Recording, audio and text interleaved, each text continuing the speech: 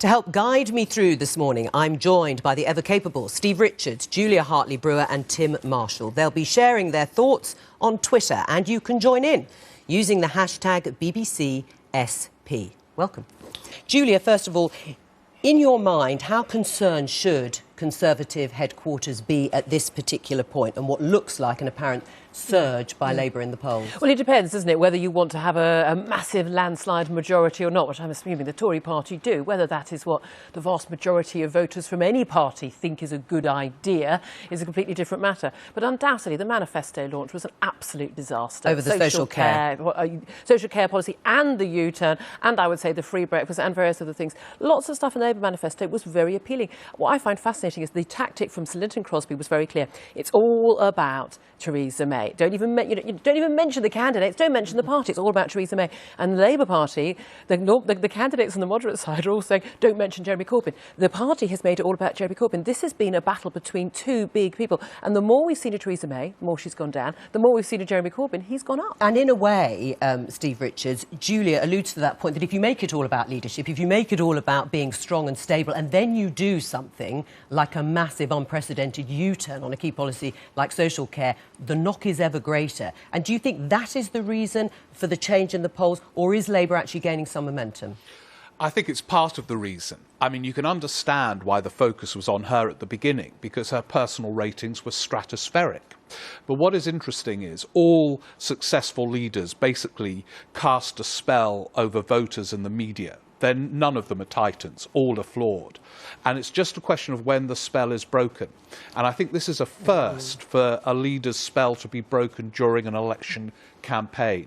So that was a moment of high significance. The fact that the Labour Party campaign is more robust than many thought it would be is the other factor. So I think it's the combination of the two that the trend, as John Curtis says, whatever the outcome, the trend has been this narrowing. Now, there hasn't been much campaigning. In fact, there was local campaigning was resumed, I think, on Thursday, and national campaigning then on Friday.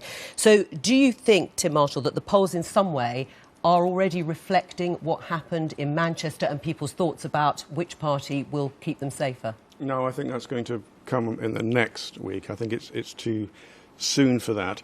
I think from the very beginning it was quite understandable for the Conservatives of Linton Crosby looking at the campaign to frame it in terms of Mrs May, strong and stable, and argue it was all about Brexit. But they can argue that till they're blue in the face. The electorate can have its own view. And you always got to go back to Clinton's "it's the economy, stupid." For most of the electorate, it's not framed about Brexit, even though Brexit, of course, is economic. It's framed in your electricity bill. It's framed in your jobs. Both manifestos have got more holes in it than a Swiss cheese. So it comes down to which one of these two manifestos you believe. And the Labour manifesto makes a lot more promises about things you care about, like your electricity bill.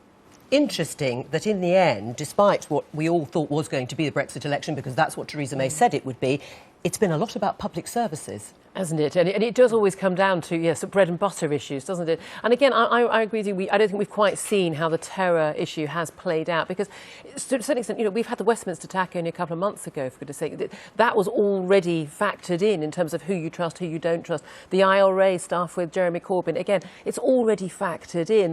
He's factored in. People actually care about how ordinary government policies affect their lives. Thank you very much.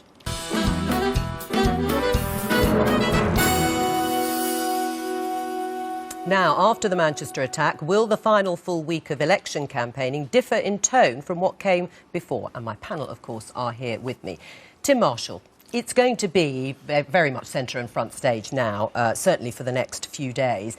Is that a good thing for the election or not, if it's going to be framed into who do you feel more safe? It's inevitable, but I think it will only be part of the election because, as I said before the opt-out, for many voters this is also about economics, unemployment, things like that. It's not all about, as the Tories try to frame it, Brexit, nor is it only about security. What it will do, I hope, is get the tone of the debate right, although I've already seen the tone being lowered. I wasn't impressed with Mr Corbyn's speech last week, blaming it on foreign policy, which is just a a wafer-thin analysis of what's going on. Well, but also, it was inappropriate timing too soon. Well, no, I just think the argument is utter nonsense. If you know anything about the jihadist movement, you know it's got very, very little to do with our foreign policy. Hang on, but I don't want to attack just one side. The Conservative, I don't know which minister, has already said that you would be safer under a Tory minister. It has got nothing to do whether there's a Labour or a Tory government, the danger of the next Islamist attack. Absolutely nothing to do with it. That is saying as if it's something to do with Labour and Tory policies. It's to do with jihadist ideology. Right, and it was Amber Rudd who made that comment. But you raise an important issue about tone. Because it also points to a broader argument, the one we were having earlier, that has politics been too cautious with this issue of extremism? Has the conversation about it by politicians tiptoed round some of the difficult sensitive issues? And by the media, Steve? Yeah, but you see, you highlight the problem of this being part of the election campaign when you say, has politics been too cautious about it? Who do you mean by politics? In an election campaign, there has got to be, and there's a duty to be, a divide, an argument about values, policies, and so on. As Tim was very interesting there, security is an issue that in a way transcends those political divides. So I think it is deeply unhealthy. It's nobody's fault. A tragedy occurred. Yes, you do not think it's going to help this election. If you ask me, does it help or enhance an election debate? Emphatically not. Security often brings, or a tragic event brings politics, as you called it, together. Security is an issue that is complex and doesn't divide neatly. Elections are political battles by definition. So I think the coming together of this is, I mean, a tragedy occurred anyway, but it is an unfortunate context. Do you agree with that? Do you agree with that, Julia, or do you think this is a time to talk about these sorts of issues, and it is a time to review, as I say, the level of argument that is disposed? This is a political debate. I frankly think that the politicians should be out and about on Wednesday. There is no wrong time to get it right. And they shouldn't have been delaying things so long. This whole we mustn't let the terrorists change our way of life. When they disrupt our election campaign and we allow them to do so, then they have absolutely disrupted our way of life.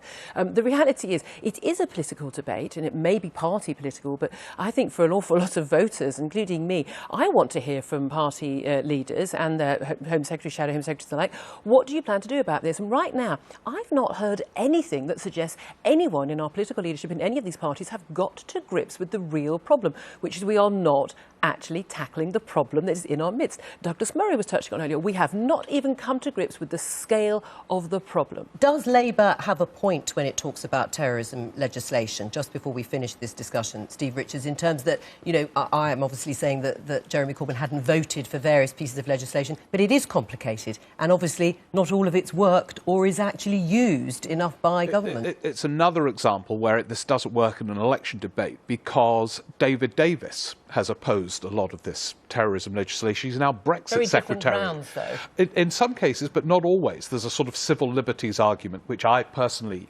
have doubts about, that again brings people together from all the major parties. So they do. And Corbyn didn't actually say it was the cause of terrorism, British foreign policy, but it helped to facilitate terrorism, which is a different argument. But again, that would be supported by some Tories as well. That's why it's difficult in an election campaign for this issue to dominate in this way. Let's take a look at the front page of the Sunday Times, because it talks about a campaign relaunch, which may not come as a great surprise following the social care fiasco and then the U-turn. Do we know what that's going to entail, the relaunch? Well, it sounds like Boris Johnson, the Foreign Secretary, is going to play a little bit of a role. The whole point, wasn't it? It was supposed to be Theresa May, and this is all about her.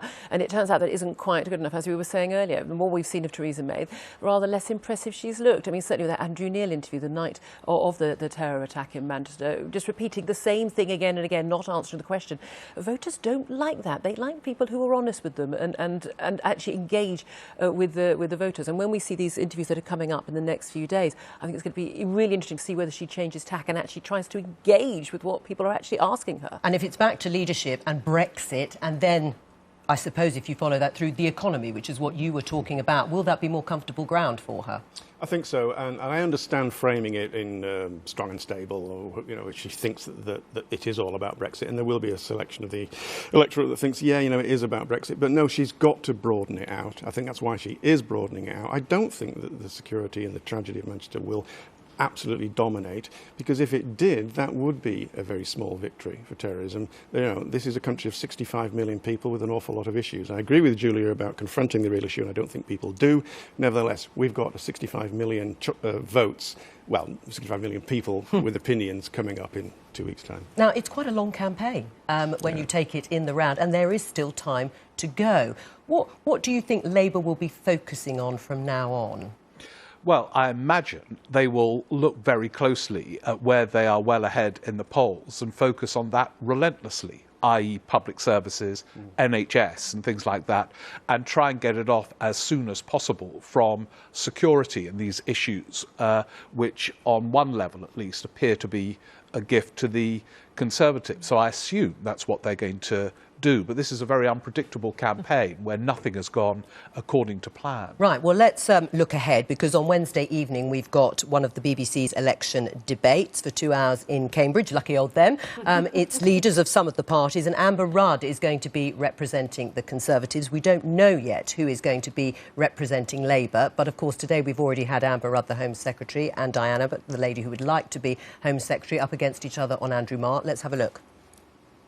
I think there's something to be said for a Home Secretary who's actually worked in the Home Office. I worked in the Home Office for nearly 3 years as a graduate trainee. This government has always felt that urgency. That's why we've been putting additional money, additional resources, and that's why also, it is significant that the Commission for Extremism that is in the manifesto was put in before Manchester. We know we need to do more. You voted against prescribing those groups? Because there were groups on that list which I deem to be dissidents rather than terror organisations. We are making good progress with the companies who have put in place end-to-end encryption. Some of them are being more constructive than others, but we will continue to build on that. But what I'm saying to you is this.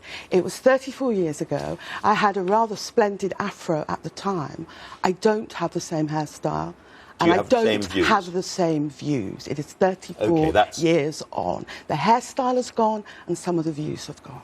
So you no longer, you regret the fact of what you said then about the IRA? The hairstyle has gone, the views have gone. What I would say to Diane Abbott is I've changed my hairstyle a few times in 34 years as well, but I have not changed my view about how we keep the British public safe. Well, let's get away from hairstyles momentarily. But no, let's. And talk about the prospect of perhaps the two of them taking part in that election debate. Would you like to see that, Amber Rudd and Diana? I would like. Well, on one level, I'd like to see it. On one level, I'd like to see an intelligent debate. So perhaps not. By the way, I've never had an afro or supported the IRA. The reality is, if you've got the question there where Jeremy Corbyn has been forefront of this Labour campaign. Whenever Diane Abbott steps out in a TV studio or in a radio studio, they hemorrhage votes, because she cannot say things like, I regret supporting this or that legislation. She's an absolute disaster. If Labour put her up, they are beyond mad. Who do you think Labour should put up? If it is Amber Rudd, and we have the leaders of the other parties, of the Liberal Democrats, of Plaid, of Greens, we have Angus Robertson for the SNP and the UKIP leader, who would you suggest? By the way, I did have an afro. I based my whole look on Kevin Keegan, and it was good. That's the wrong question. One of the interesting things in this, I'll explain why. The Labour campaign, it seems to me there are sort of only 5 or 6 people put up for all the outlets. Now, that is both the fault of others who have refused to take part, but it also shows the degree to which the current leadership can only rely, it seems, on 5 or 6 people. So I imagine we're talking of a pool of about 5 or 6 people. If you ask my judgment as to who is the best public performer in that pool, it would be, by some margin, John McDonnell. who is a very good interviewee and performer. Barry Gardner as well. He's not bad, but I think McDonnell is a very good performer. And it would come back to the economy, presumably, at some part. And do you think would be but then it comes back to the IRA and his support on Wednesday. Yes, I mean that issue would no doubt be raised. I don't think debates when it's 7 are that illuminating, but if it's 2 or 3, I think they can be. I think if Amber Rudd is there, Diane Abbott should be there. I think the leaders should be debating each other. Some people say it's froth. I think the electorate gets a sense of the person when they're put up against each other. Briefly, on haircuts, I would like to thank both of them for talking about haircuts, because I'm looking forward to tomorrow's papers, the cartoons, the sketch writers, and a theme that will run through the week. Right, well, that'll take us slightly away from some of the other issues we've been talking about. Let's not finish on the hair, though, but thank you very much for being our guest today.